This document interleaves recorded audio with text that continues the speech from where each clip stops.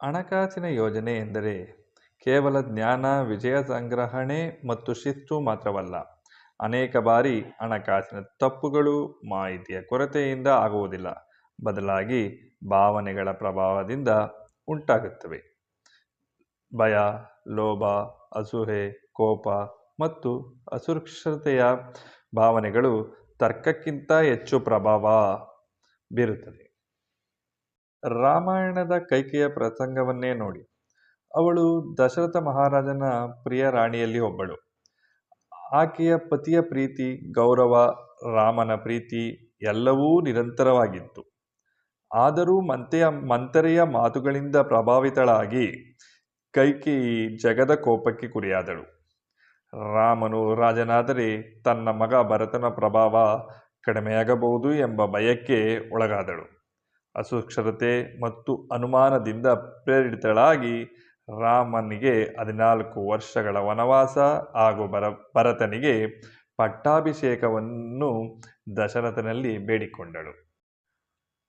ಆ ಕ್ಷಣದಲ್ಲಿ ಲಾಭದಾಯಕವೆಂದು ಕಂಡ ಆ ನಿರ್ಧಾರ ಕೊನೆಯಲ್ಲಿ ಆಕೆಗೆ ದುಃಖ, ರಾಜಕುಟುಂಬಕ್ಕೆ ಸಂಕಟ ಮತ್ತು ರಾಜ್ಯಕ್ಕೆ ಅಸ್ಥಿರತೆಯನ್ನು ತಂದಿತು.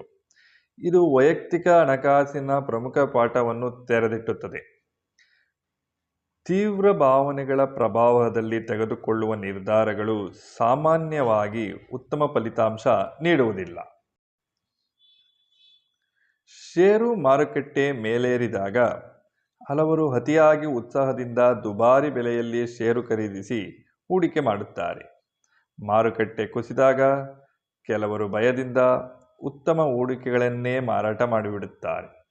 ಕೆಲವರು ಸಮಾಜದಲ್ಲಿ ತಮ್ಮ ಸ್ಥಾನಮಾನವನ್ನು ತೋರಿಸಲು ಅಗತ್ಯಕ್ಕಿಂತ ಹೆಚ್ಚಿನ ಸಾಲ ತೆಗೆದುಕೊಂಡು ಖರ್ಚು ಮಾಡುತ್ತಾರೆ.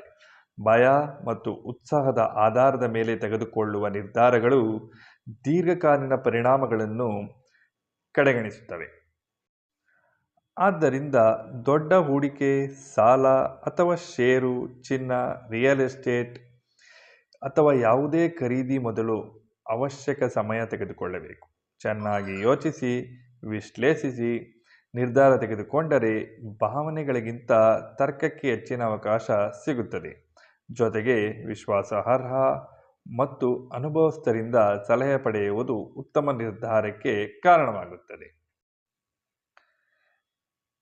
ಕೈಕೇಯಿ ಕಥೆ ಶಾಶ್ವತ ಸಂದೇಶವೇನೆಂದರೆ, ಹಣಕಾಸಿನ ಯಶಸ್ಸು ಆದಾಯದ ಮೇಲೆ ಮಾತ್ರ ಅವಲಂಬಿತವಾಗಿಲ್ಲ, ಭಾವನೆಗಳನ್ನು ನಿಯಂತ್ರಿಸುವ ಸಾಮರ್ಥ್ಯದ ಮೇಲೂ ಅವಲಂಬಿತವಾಗಿದೆ.